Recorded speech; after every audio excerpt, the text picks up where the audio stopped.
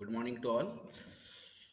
In the previous lecture, we discussed the definition of inner product space and the Squartz inequality. Okay, so today we will discuss what is the triangle inequality. Okay, what is the triangle inequality and the statement of triangle and the statement of triangle inequality and proof.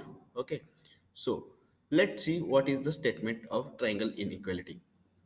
In an inner product space, prove that norm of alpha plus beta is less than or equal to norm of alpha plus norm of beta, where alpha and beta be any two vectors in inner product space V. Okay, so let us we have to prove that the statement. Okay, let V be an inner product space and alpha beta belongs to V.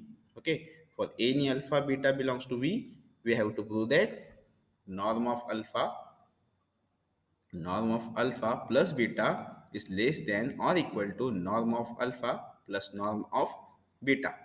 Okay, so we know that the by the definition of norm, what is norm? Norm alpha plus beta is nothing but the positive square root of inner product of alpha plus beta and alpha plus beta. The norm of alpha is nothing but the positive square root of inner product of norm of alpha plus inner product of alpha plus beta and alpha plus beta. So squaring on both sides, what we have on squaring on both sides, we get norm of alpha plus beta square is equal to inner product of alpha plus beta and alpha plus beta. Okay, so by linearity property. Okay, the linearity property. What says the linearity property of inner product space? Let it separate. Okay, L alpha plus beta and alpha plus beta splits into two parts. The inner product of alpha and alpha plus beta plus this beta here comes. Okay, so inner product of beta and alpha plus beta. Okay, again we apply the linearity property, the first linearity property of inner product space on this inner product. Okay, so alpha and alpha, inner product of alpha and alpha plus inner product of alpha and beta. Okay, for this we have to split into two parts. Okay, so alpha and alpha here and plus inner product of alpha and beta. Again the same, apply the same condition on the this part of inner product. So we get inner product of beta and alpha plus inner product of beta and beta. Hence we get by the definition of norm, this is the square of norm of alpha. This part become square of inner product of alpha square plus this is the inner product of alpha beta. Write this inner product beta alpha into in the form of alpha beta bar, in inner product of alpha beta bar, and this inner product of beta and beta is nothing but norm of beta square. Okay, so what we get, which is equal to norm of alpha square. Okay, so norm of alpha square plus, if suppose this is these are the two real parts of inner product of alpha beta, this element from the field now. So this is the scalar quantity. It may be a real or complex. Suppose this is the complex number, this inner product is a complex number. So what we have, alpha beta, inner product of alpha beta plus inner product of alpha beta bar, okay, is equal to 2 real part of alpha beta plus inner product of beta square. How it is, if two complex is there, one complex number is there, z, then we have the property that z plus z bar is equal to 2 into real part of z. Okay, suppose a plus ib is the complex number, z is equal to a plus ib. So what we have, z bar a minus ib. So z plus z bar is nothing but 2 into a. Okay, 2a na, so plus ib and minus ib get cancelled. Then what we have? 2 into real part of z. Then we have z plus z bar is equal to 2 into real part of z.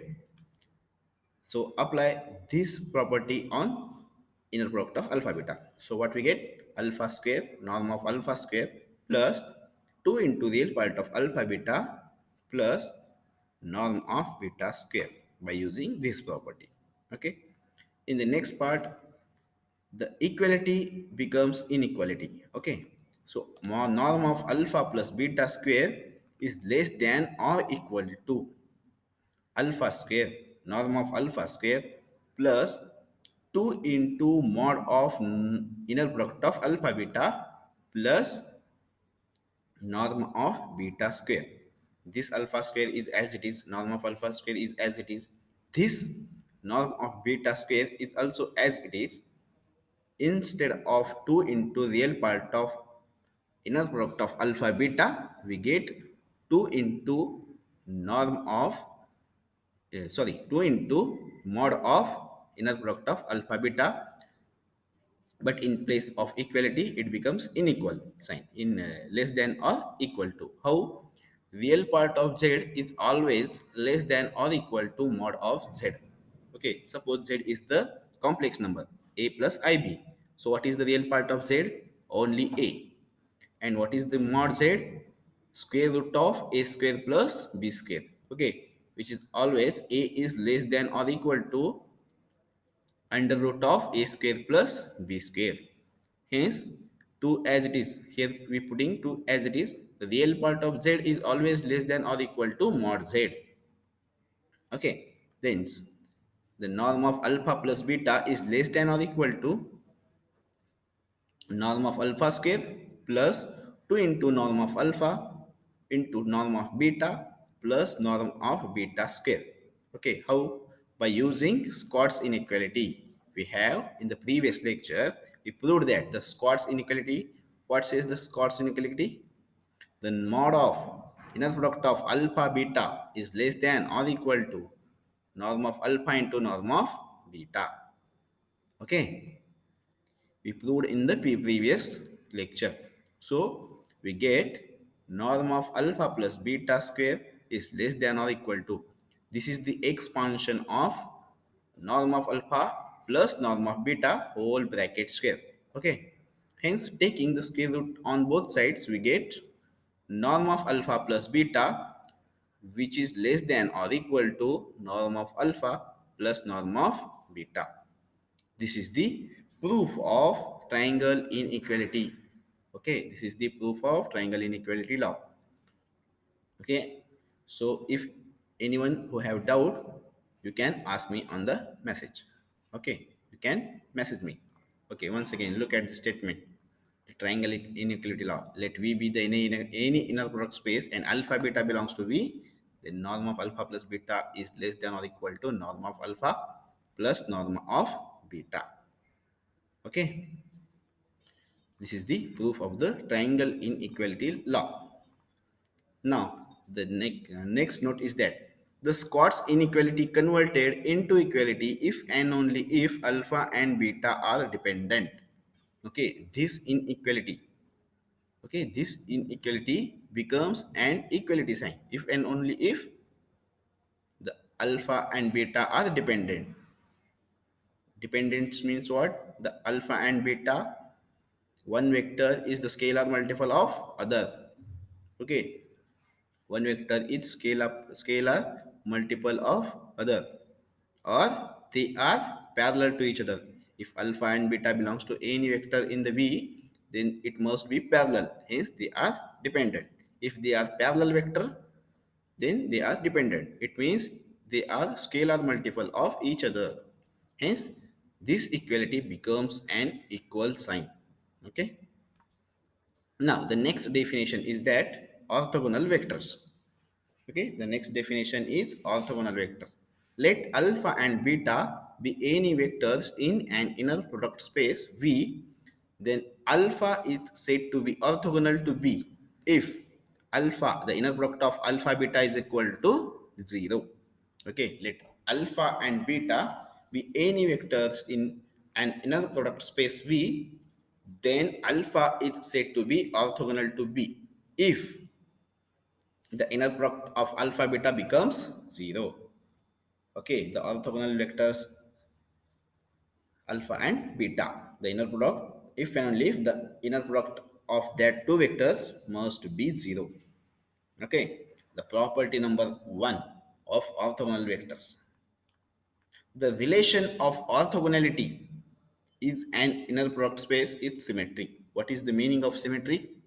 The relation of orthogonality in an inner product space is symmetric. Symmetric means if alpha is orthogonal to B, then also beta is orthogonal to alpha.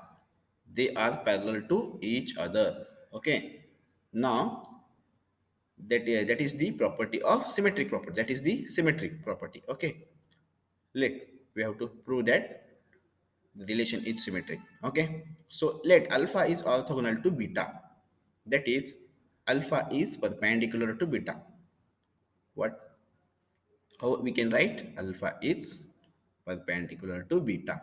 It implies that the inner product of alpha and beta is equal to 0.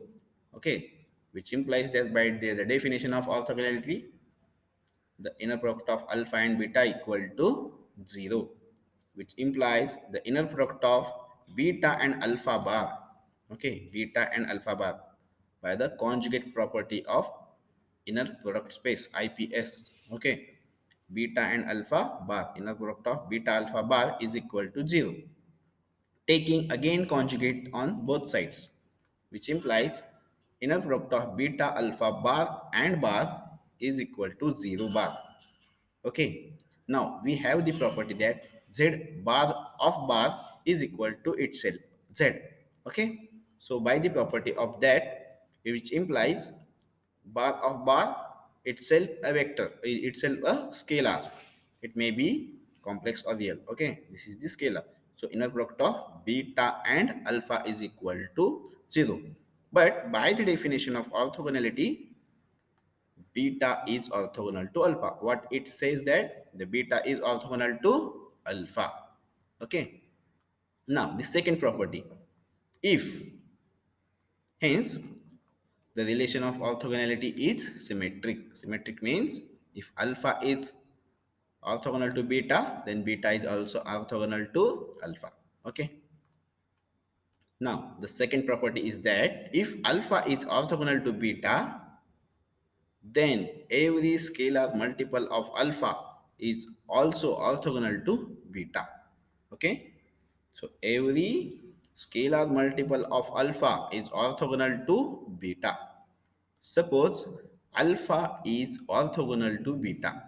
Suppose alpha is orthogonal to beta. It means that inner product of these two vectors are 0. Let k be any scalar. Okay, so let k be any scalar from the field f. Now we have to show that the scalar multiple of alpha is also orthogonal. For that we consider that inner product of k alpha into k alpha and beta, the inner product of k alpha and beta is equal to k into inner product of alpha beta by linearity property of inner product space. Okay, k into inner product of alpha and beta, but inner product of alpha and beta is equal to 0. Hence, k into 0 is equal to 0, which means that the scalar multiple k alpha, okay, scalar multiple alpha, that is k alpha, is also orthogonal to beta. Okay, so if alpha is orthogonal to beta, then scalar multiple of alpha is orthogonal to beta.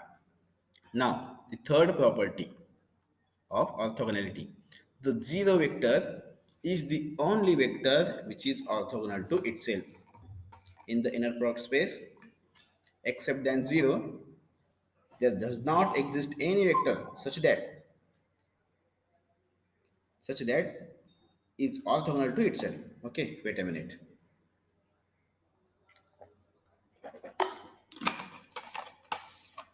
In the inner product space, the zero vector is the only vector which is orthogonal to itself. It means that there does not exist any vector, which means that there does not exist any vector in V, inner product space V, which is orthogonal to itself. That means the inner product of alpha alpha for any alpha belongs to V is not equal to 0 if alpha is non-zero. Suppose if we take on alpha is non-zero, then any vector alpha is non-zero vector belongs to inner product space V, then inner product of alpha alpha is always greater than 0. Okay, the zero vector is the only vector which is orthogonal to itself. It is important for the MCQ questions. Okay, so the next definition is orthogonal set. Okay, let V be an inner product space IPS and S is any non-empty subset of V. Let S be any non-empty subset of V. A vector alpha belongs to V is said to be orthogonal to set S. Let be taken alpha is any vector from V. It's said to be orthogonal to the set S if it is orthogonal to each vector in S. Suppose is a finite set. S is a finite or infinite. It may be finite or infinite set. Then, if alpha belongs to V, it's said to be alpha is the any vector taken from V. It's said to be orthogonal to S if it is orthogonal to each vector in S. Okay. Now, the definition of orthogonal set. The definition of orthogonal set.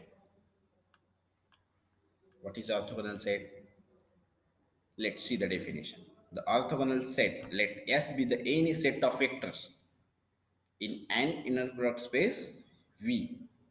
Let S be an inner let S be the set of vectors in an inner product space V, then S is said to be an orthogonal set. Then S is said to be an orthogonal set if any two distinct vectors in S are orthogonal. Okay, so any two vectors are orthogonal to what? S is said to be orthogonal set if any two distinct vectors in S are orthogonal. Okay, then any two vector taken from S, then they are orthogonal to each other. Okay, any two. This is the definition of orthogonal set. What it implies, if set is S is orthogonal, then they says, what they said, if set S is orthogonal, it implies any two vectors are orthogonal. Hence, the inner product of any two vectors, any two distinct is important there. वेगवेगळे. Okay, so any two distinct vectors are orthogonal to each other for any alpha and beta. Okay, so this is the definition of orthogonal set. Now the next definition is that unit vector. What is unit vector? Let's see here the unit vector. Let V be an inner product space if alpha belongs to V such that norm of alpha is equal to 1, then alpha is called unit vector. Any vector of length unity. Okay, norm is nothing but length of that vector from origin. So we have the norm of alpha is equal to 1, then alpha is called unit vector. Okay. Okay, so any vector from alpha belongs to V. If the norm of alpha is equal to 1, then alpha is called unit vector. Okay, now combining these two statements, orthogonal set and unit vector, we have the next definition, orthonormal set. Okay, orthonormal set. Now the definition. What is the definition of orthonormal normal set? Let's see here. Let S be a set of vector in an inner product space V. Okay, let S be the set of vectors in an inner product space V. Then S is said to be an orthonormal if alpha belongs to S, norm of alpha is equal to 1. That is, norm is nothing but positive square root of inner product of alpha alpha. Okay, here the positive square root of inner product of alpha alpha. Okay, squaring on both sides we get inner product of alpha alpha is equal to 1. Okay, the inner product of itself alpha with itself alpha is equal to 1. And alpha and beta, if these are the two distinct vector from S which is not equal, which is alpha and beta both are not equal, which implies the inner product of alpha and beta is equal to 0. Okay, so inner product of alpha and beta is equal to 0. This is the definition of orthonormal set. Okay, again, look at here. The let S be the set of vectors in an inner product space V. Then S is said to be an orthonormal set if alpha belongs to S, norm of alpha is equal to 1. That is, the inner product of vector itself is 1. And if alpha and beta belongs to S, then alpha and beta are not equal, which means the alpha and beta are two distinct vectors. Then inner product of that two vectors is equal to 0. Okay. Thus, the orthonormal set is an orthogonal set with the additional property that each vector in it is of the length 1. Okay, understood? The orthonormal set is nothing but the orthogonal set with additional properties there. Okay, with additional property. What is that additional property? Each vector of length 1. Okay, thus the orthonormal set of vectors set is then orthogonal set with additional property that each vector in it is of length 1. So one more note is there. The one note is there on the orthonormal set. An orthonormal set, any orthonormal set cannot contain zero vector. Okay, an orthonormal set of vectors cannot contain zero vectors because by the definition of orthonormal set, the length of each vector is 1. Okay, but here the length of zero vector is 0, which is not equal to 1. Hence, an orthonormal set cannot contain zero vector. Okay,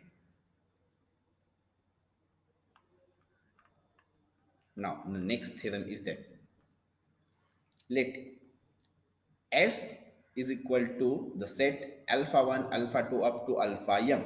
Alpha 1, alpha 2 up to alpha m be an orthogonal set of non-zero vectors in an inner product space V if a vector B in V is a linear span of S, then B is equal to summation k is equal to 1 to m inner product of B into alpha k upon norm of alpha k square.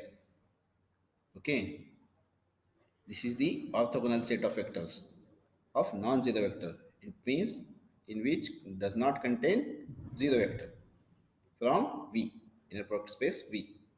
If the vector beta is the any vector in V, then then is linear span of S. If this beta can be linear span of this S set S, then we have the beta is nothing but summation k is equal to 1 to m inner product of beta and alpha k into alpha k upon norm of alpha k square. Okay, now we have to prove that this theorem. Let S is equal to alpha 1, alpha 2 up to alpha m be the orthogonal set of vectors. Alpha 1, alpha 2, alpha m be an orthogonal set of non-zero vectors in an inner IPS V. Then for each k is equal to 1 to m, k running from 1 to m, we have alpha j into alpha k is equal to 0, where j is not equal to k, where j and k running from 1 to m. How it is? By the definition of orthogonal set, the inner product of two vectors, two distinct vectors must be 0. Okay, by the definition of orthogonal vectors. Okay, so linear span of S. Okay, linear span of S is the set like that. Okay, what is that set? If gamma belongs to V, where gamma is d1 alpha 1 d2 alpha 2 plus d3 alpha 3 up to plus dm alpha m, where di's are the constant from the field F. Okay, and it means that the vector from the linear span of S in the form of like this. Okay, any vector can you take from the linear span of S, which is in the form of d1 alpha 1 plus d2 alpha 2 up to dm alpha m, where all the di's are constant. Okay, be the linear span of S. Huh? Let beta belongs to V be the any vector such that beta is from linear span of S. Okay, these all things is given to us. Okay, so we have to prove that this beta is equal to summation. Okay, we are going to prove this. Okay, now by the definition of linear span of S, if beta belongs to linear span of S, then beta is equal to C1 alpha 1 plus C2 alpha 2 plus up to Cm alpha m, where all these Ci's are constant. Okay, okay, so this is nothing but we can write in the form of summation. So beta is equal to summation j is equal to 1 to m, where cj into alpha j. This whole sum we can write in the form of summation. So give it as equation number 2. Okay, and this is the equation number 1. Okay, now we have to prove that beta is equal to summation k is equal to 1 to m beta inner product of beta alpha k into alpha k upon norm of alpha k square. Okay, for k running from 1 to m. Now consider the inner product of beta and alpha k, which is equal to inner product of what is the value of beta. Here the beta from equation number 2, summation j is equal to 1 to m cj alpha j and alpha k from 2 by the linearity property we get, which is equal to summation j is equal to 1 to m cj. This term can write in the uh, uh, this sum can taken as a common term. Okay, and inner product of alpha j into alpha k by linearity property of inner product space.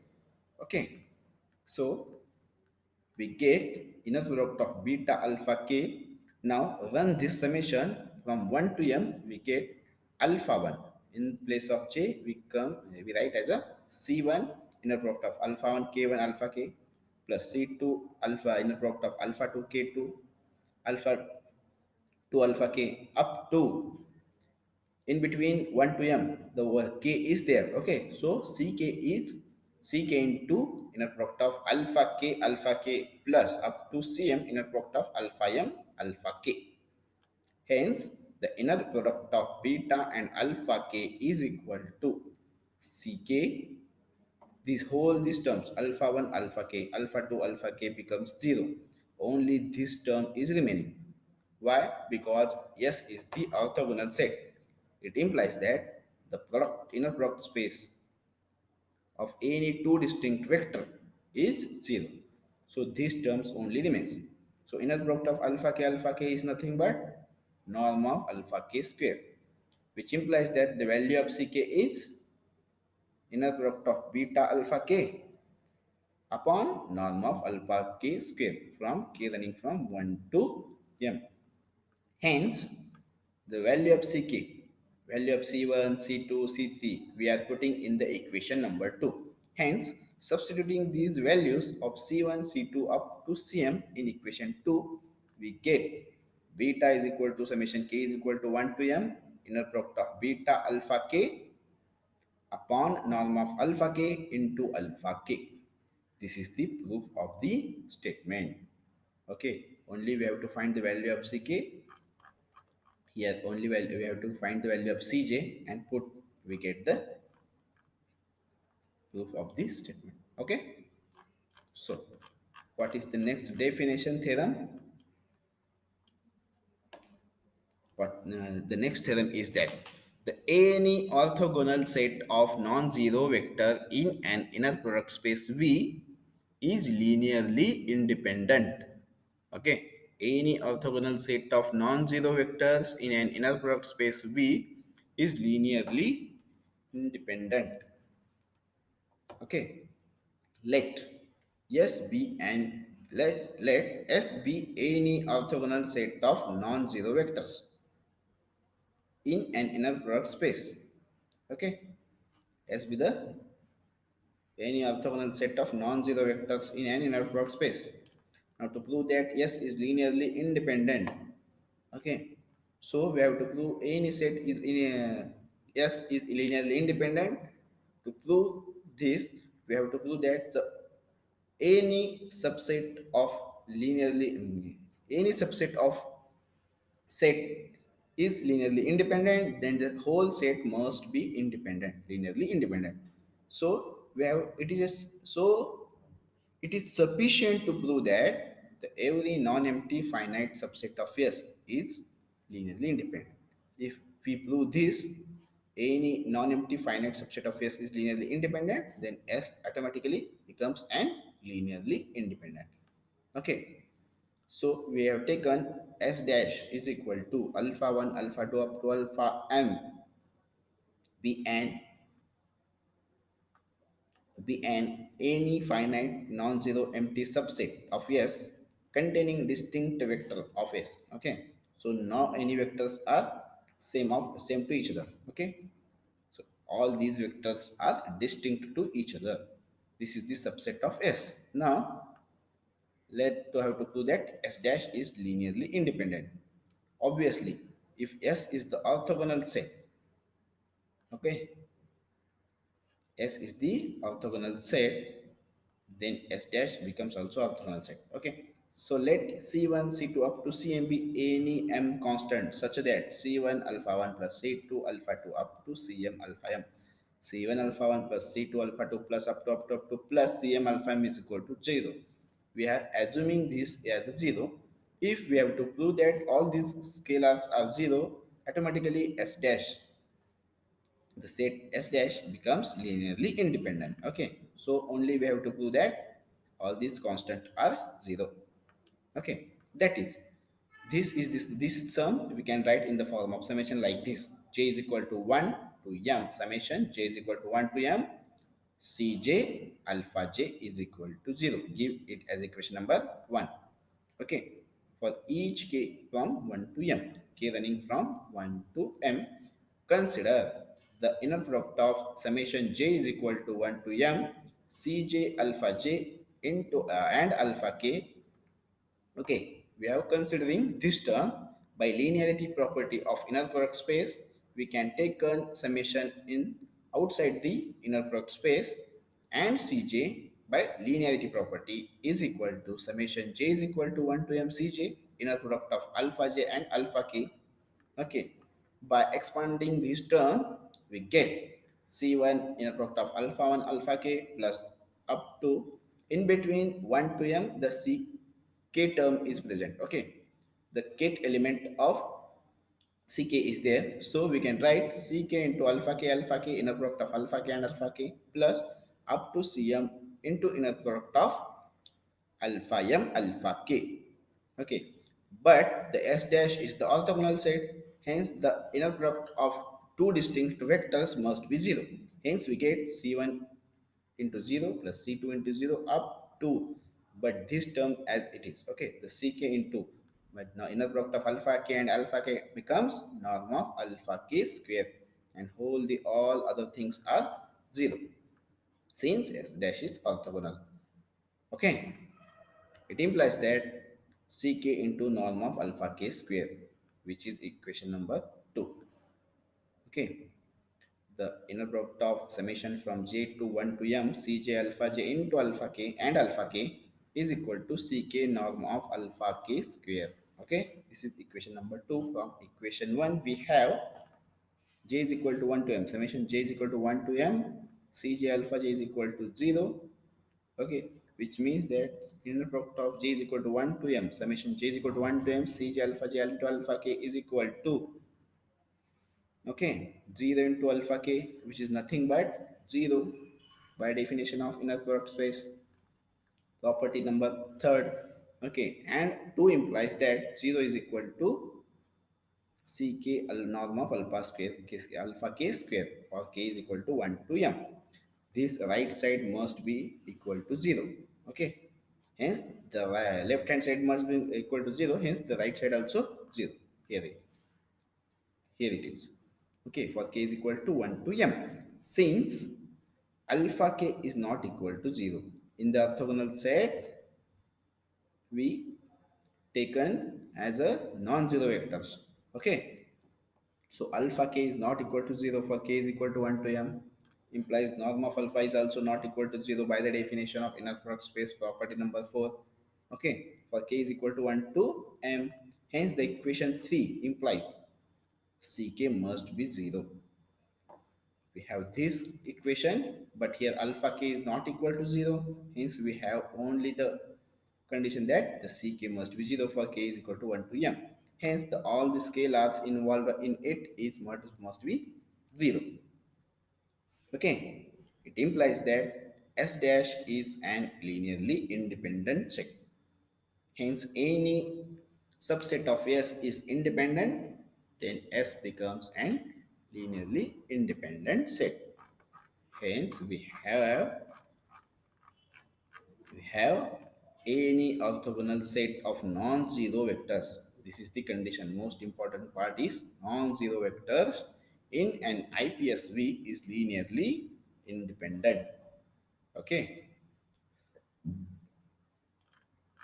Now the next part of the syllabus is Gram-Schmidt orthogonalization process.